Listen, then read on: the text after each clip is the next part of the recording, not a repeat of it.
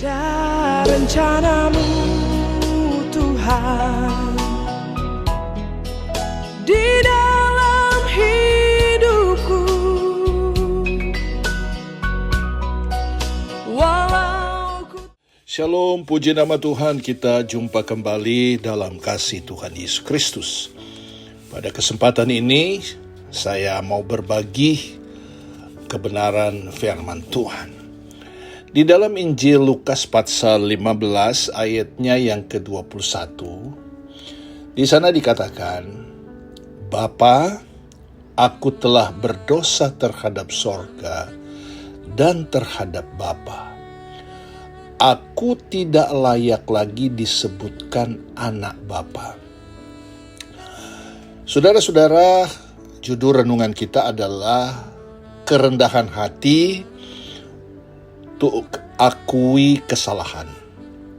Nah, saudara-saudara, tidak semua orang berani melakukan ini. Dan di dalam dunia ini tidak ada yang sempurna. Nah, itu sebabnya firman Tuhan itu selalu sebagai anak Tuhan, sebagai orang percaya, mengingatkan kepada kita betapa penting sekali kerendahan hati sehingga kita dapat mengakui kesalahan sekaligus memperbaiki.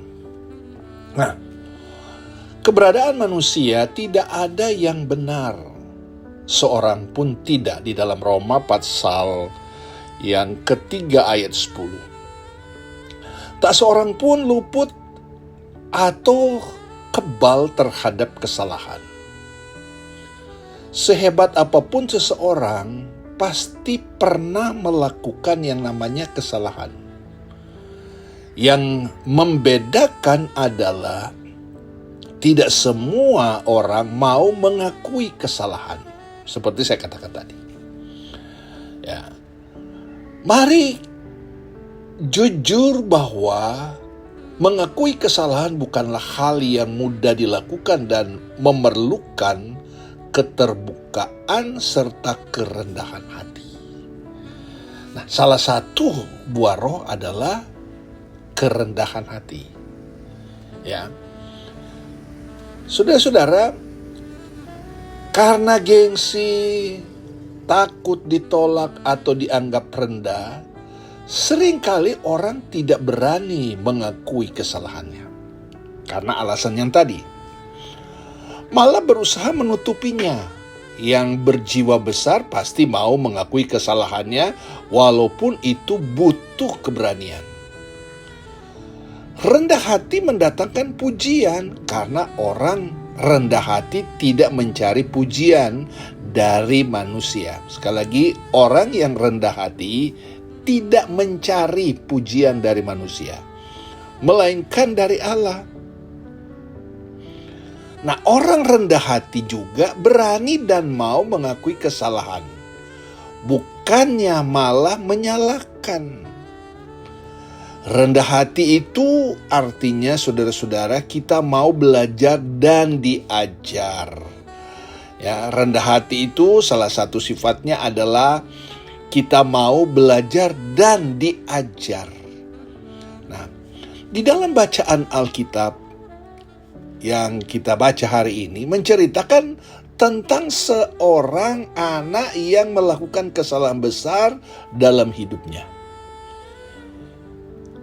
Meminta harta dari ayahnya lalu menghamburkan dengan hidup berfoya-foya sampai akhirnya melarat dan terlunta-lunta.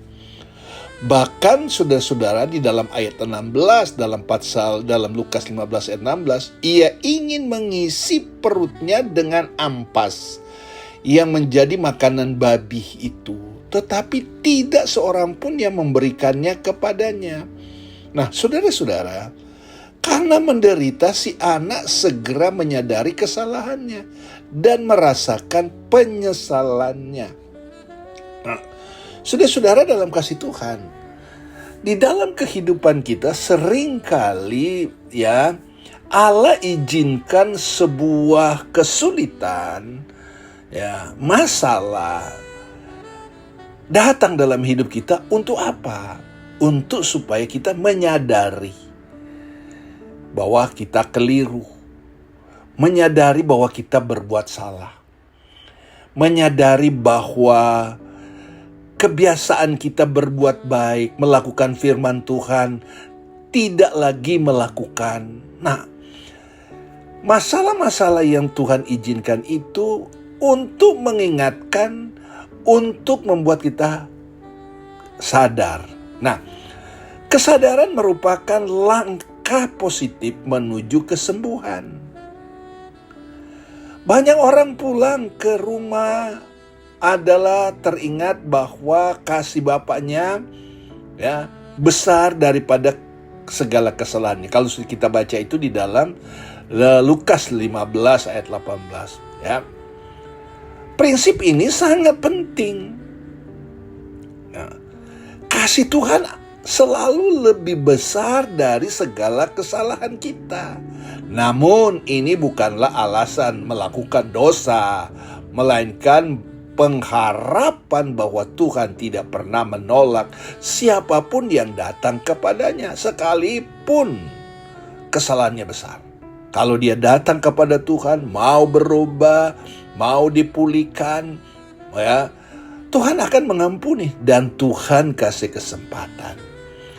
Betapapun besar kesalahan kita, ya, kesalahannya juga, saudara-saudara, seberapapun besar kesalahan, ia tidak pernah memutuskan hubungannya dengan kita. Justru kita yang seringkali menolak dan meninggalkannya dia. Ya, ketika kita ditegur, kita ngambek, tidak lagi mau aktif, tidak lagi mau setia, tidak lagi mau melakukan, merasa dirinya hebat. Artinya, saudara-saudara, dia berjalan sesuai konsep dia, bukan sebagai arahan nasihat daripada firman itu. Maka segeralah si bungsu bangkit dan pergi kepada bapaknya dengan penuh pengharapan. Kita baca itu di dalam Lukas pasal 15 ayat 20. Jadi saudara-saudara, betapa pentingnya sekali kita memiliki hati yang rendah, ya, memiliki kerendahan hati. Dan ketika kita memiliki kerendahan hati dan mau berubah, kita mengakui kesalahan dan Tuhan pasti memulihkan. Dan Tuhan bukakan berkat-berkat dalam hidup kita. Ada sukacita, ya, ada damai sejahtera. Karena apa? Karena kita datang dengan penuh kerendahan mau berubah. Sehingga di dalam hidup kita, dalam sifat karakter kita, ya, nama Tuhan dipuji dan dibesarkan. Itu sebabnya saudara-saudara dalam kasih Tuhan, mari kita melakukan segala sesuatu yang difirmankan, bukan supaya kita dipuji, tetapi supaya nama Tuhan dipuji dan dibesarkan. Jadilah anak Tuhan, memiliki kerendahan hati, dan selalu mengandalkan Tuhan. Nama Tuhan dipermuliakan.